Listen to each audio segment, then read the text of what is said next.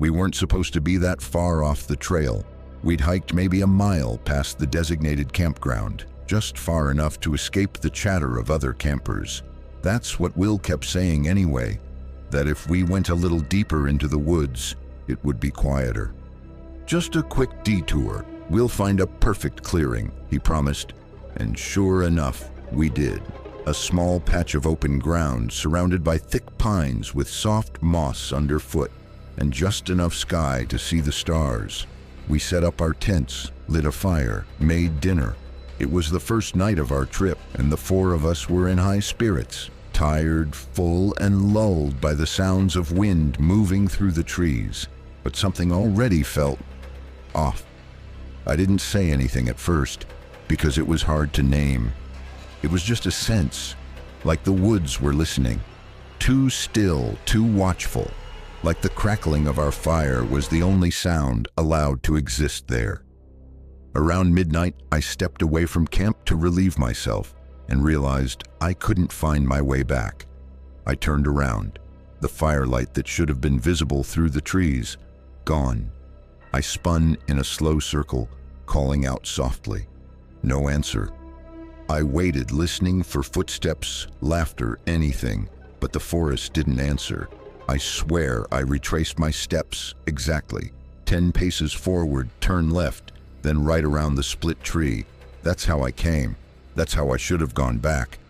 But when I finally stumbled into a clearing again, it wasn't ours. It looked almost identical. Same open sky, same soft moss. But there was no fire, no tents, no backpacks. Nothing. Just a blackened circle of ash in the middle of the ground, and something that looked like an old tarp nailed to a nearby tree, flapping gently in the breeze. I froze. That tarp wasn't ours. It looked ancient, mold-eaten, like it had been there for years. I backed away. My hands were sweating, even though the air had turned cold. I took a deep breath and walked another direction, trying not to panic. I don't know how long I wandered. Eventually, I saw the flicker of firelight again. But when I stepped into the clearing, it was different. Same fire, same 4 tents, but something about them was wrong. Mine was zipped shut, even though I'd left it open. Will's blue jacket, which he'd tied around a branch earlier, was now neatly folded beside the fire. There were no voices, just the fire, crackling softly, steady, almost mechanical. And the moment I stepped into the light, everything stopped. The fire went out. All at once, as if it had never been there. And then, the trees rustled behind me. I turned around fast, too fast, and lost my balance, falling backward where the fire had just been. Still warm, still faintly glowing in the dirt, but the light was gone, like someone had pulled a plug. The trees behind me stood still, quiet, empty, but I know what I heard. I stayed there on the ground for a moment, not breathing, waiting for something, anything, to step out. But there was nothing. Only the weight of the forest pressing in, a suffocating quiet that felt like being buried under 100 feet of water. Eventually, I stood.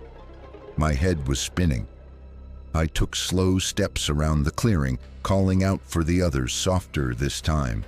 I didn't want to wake something that wasn't them.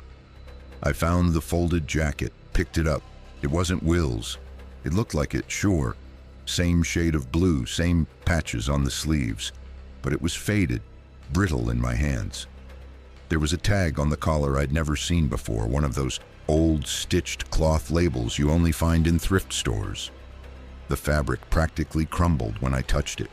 That's when I heard the whispering, too soft to understand. Not a voice, exactly. More like the memory of one, like someone breathing words you can't quite catch. It was coming from the trees again, that same direction.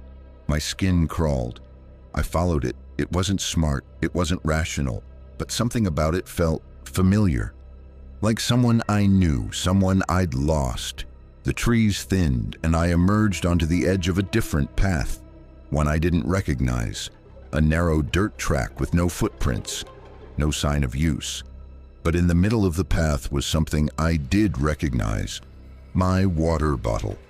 The same one I'd dropped earlier that evening while setting up camp. But that wasn't possible. We'd set up an hour's hike in the opposite direction. I picked it up. Same scratches. Same worn sticker from college. And next to it, half buried in the dirt, my pocket knife. I hadn't even realized it was missing. I started walking again. There was a low hum in the air now, like distant electricity. No power lines, no roads, no generators. Just that sound, steady, barely audible, and constant. Then I saw the second campsite, ours, definitely ours. 4 tents, the fire going strong, and my friends sitting around it, talking in low voices. Relief hit me like a wave.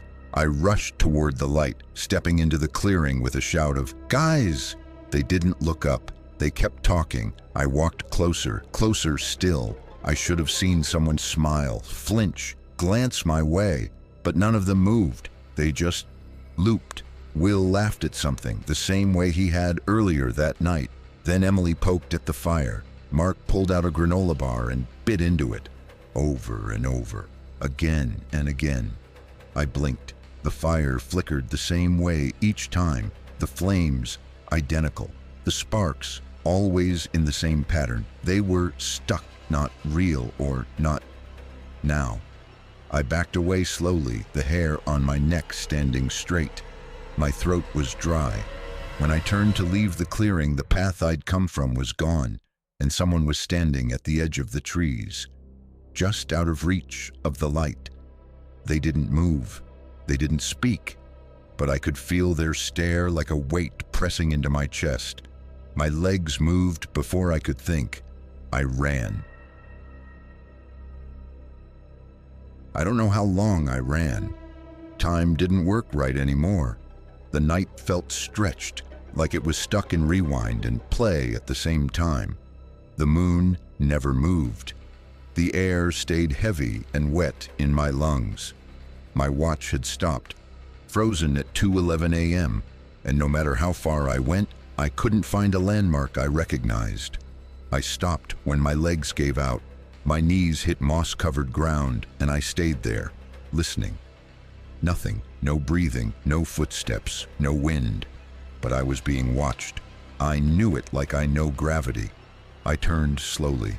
There, nestled between 2 trees, was a small wooden sign I'd never seen before.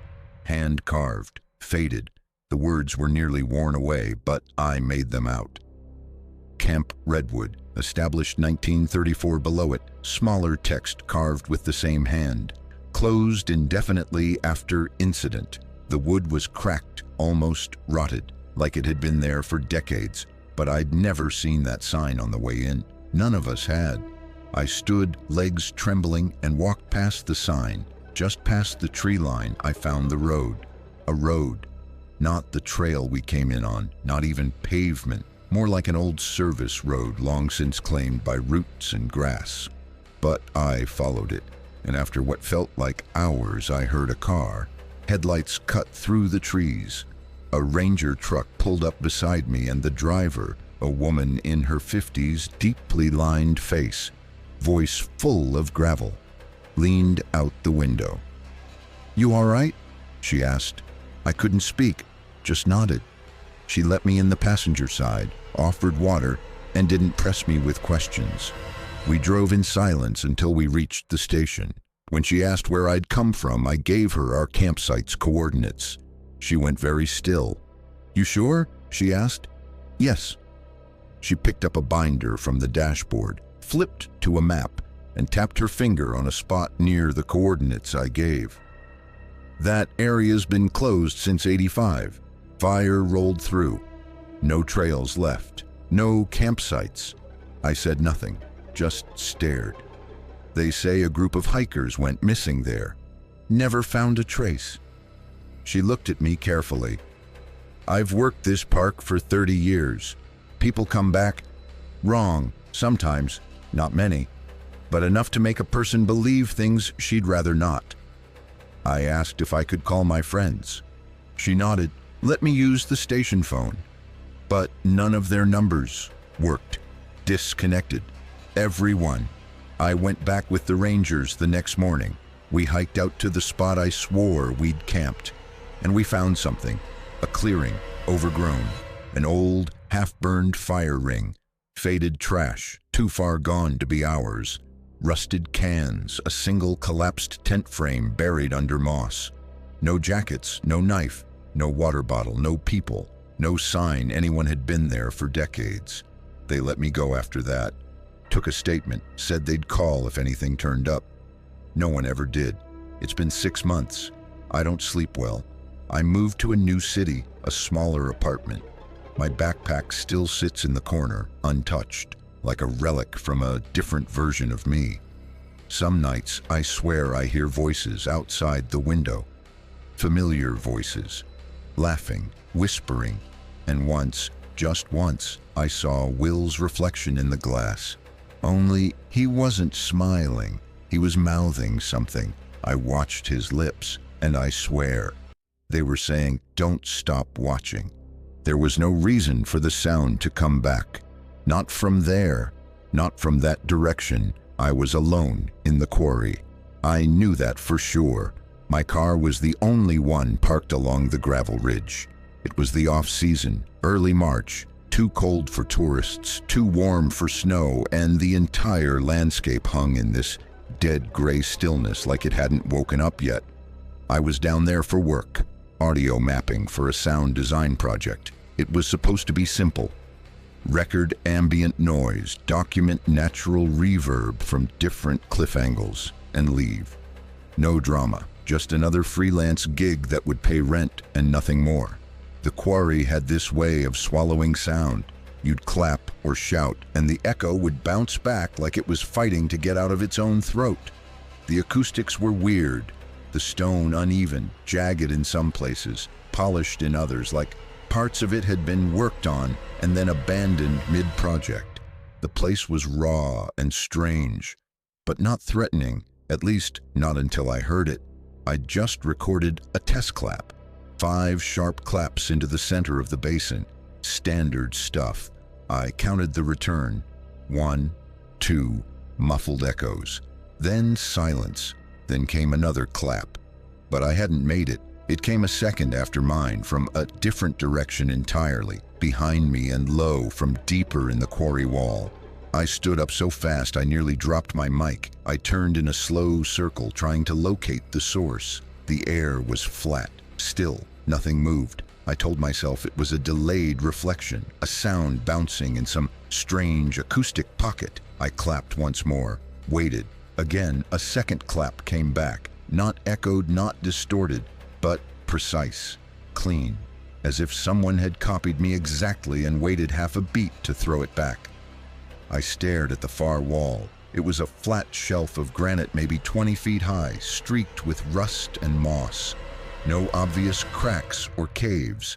Nowhere for anyone to hide, not unless they'd been there before I arrived. I backed up slowly, ears straining. Then I said, cautiously, "Hello?" A pause. "Hello," came the reply. But it wasn't my voice. It sounded like me. Same rhythm, same pitch. But it wasn't a recording. It didn't have the flat digital tone of playback. It had breath, it had weight. And something was off.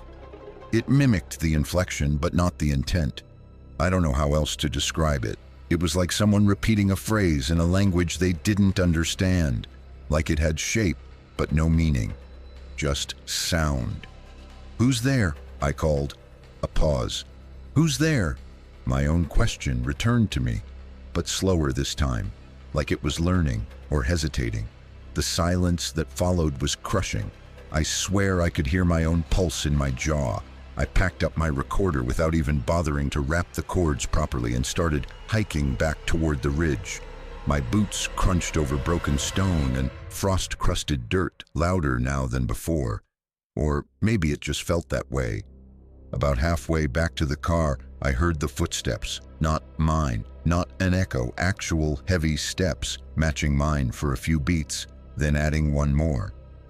I froze. So did the other steps. I took one slow, deliberate step forward. Nothing. Then, from somewhere behind the rusted machinery on the upper shelf, I heard a soft echo of breath, raspy, struggling, like someone trying to mimic breathing without ever having done it before. I didn't look back. I walked, then I jogged, then I flat out ran. At the top of the ridge, I slammed the door of my car, locked it, and sat there staring into the rearview mirror, half expecting to see a second face behind mine. But the quarry remained empty, quiet, stupidly peaceful in the early evening light. Still, I didn't leave. Not yet. Because I realized something when I caught my breath.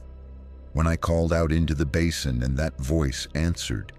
There had been a delay, but only the first time. The second time, the one that mimicked my "who's there," had come quicker, like it was getting closer, learning, or worse, like it was syncing up. I didn't tell anyone. I should have. I almost called Ben. He'd been with me on a few field jobs before, but what was I supposed to say? Hey man, the rocks clapped back. Also, my voice copied itself and tried to learn breathing. That sounds insane even writing it now. So instead, I tried to be logical.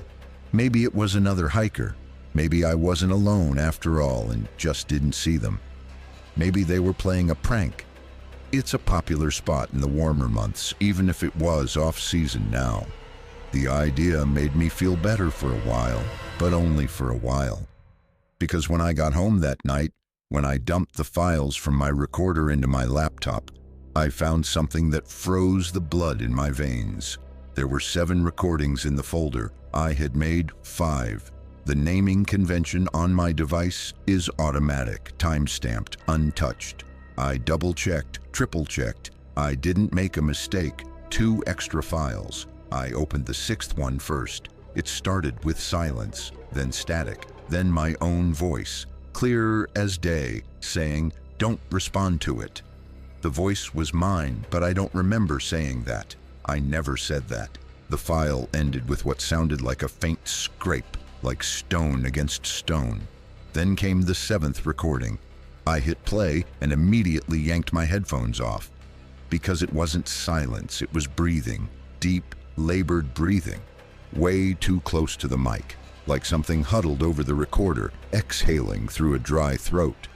The sound of it was wrong, not just unsettling, but impossible, like it was trying to match a rhythm it hadn't quite learned yet. I replayed it twice, then I deleted it. No, I tried to delete it, it wouldn't go. No matter how many times I hit delete, moved the file, renamed it, it stayed. Every time I reopened the folder, the audio file was there again. Same timestamp, same name. 7. I gave up and shut the laptop. I didn't sleep much that night. Around 2 a.m., I heard a clap outside my window, just once. I live on the 2nd floor. The next morning, I did something I hadn't done since I was a kid. I opened my closet and just stared into it for a while before closing it again. No reason, just needed to be sure, I guess. The air in my apartment felt heavier, charged. I kept thinking I was hearing my name whispered when the fridge compressor kicked on. I started turning off anything that made noise. And then I found the paper, folded into my jacket pocket, the same jacket I'd worn to the quarry, was a square of white paper. No crease marks, no sign it had been jostled, as if it had been placed there after I got home. It just said, "Still behind." No punctuation, just those 2 words, written in handwriting that almost looked like mine, but just slightly off, like someone who had seen my writing once and was doing their best impression of it. I left the apartment that afternoon. I booked a cheap motel on the other side of town and took my recorder and laptop with me. And still I felt like it was catching up. I stayed in the motel for 3 nights. I didn't go to work, I didn't return calls, I didn't even touch the recorder again. I left it wrapped in a towel in the drawer beneath the motel Bible, but still, the weight followed me.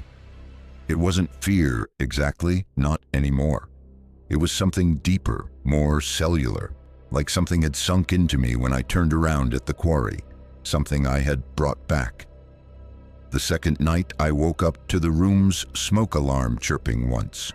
Not from low battery, not in that regular, predictable way. It sounded slow, deliberate, and then I heard it again. The sound that had started everything. A single, sharp clap. This time it was inside the room. I sat frozen under the scratchy motel sheets, trying not to breathe. The room was dark. The red digits on the alarm clock the only illumination. 3:44 a.m. I waited for movement, for a shadow, for breathing, but it never came. Instead, the silence thickened. The kind of silence that feels like it has shape to it, like it's watching. My skin went tight with goosebumps. And then I heard something from the bathroom.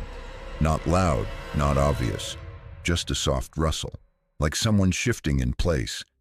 But when I opened the door, nothing was there, except the mirror, and something about my reflection didn't sit right. My mouth was closed, I was sure of it. But in the mirror, my reflection's lips were just barely parted, like it had just spoken. I slammed the bathroom door and sat down on the floor, shaking. My ears rang with blood pressure and fear. And then I remembered something. The seventh recording, the one that wouldn't delete. It had never left my laptop. I opened it again. This time I didn't hear breathing. This time I heard a voice, my voice, but slowed down, distorted. It said, "Don't look away." Over and over. Then it stopped. I stared at the screen. My face was reflected in the black monitor, but not just mine. A second shape just behind. I didn't turn around. I closed the laptop. I drove home the next day. The sun was out. The clouds were soft and stupid and completely wrong. The world felt too normal. When I walked into my apartment, nothing had changed, except for the bathroom mirror. There, written in condensation that hadn't been there when I left, was a single word. Echo. It's been 6 months now. The recordings are gone. I burned the paper. I even got a new laptop. But sometimes when I'm walking home after dark, I hear it. A single sharp clap. Sometimes far, sometimes close. And the worst part? I still don't know if I'm hearing it first, or if something is hearing me.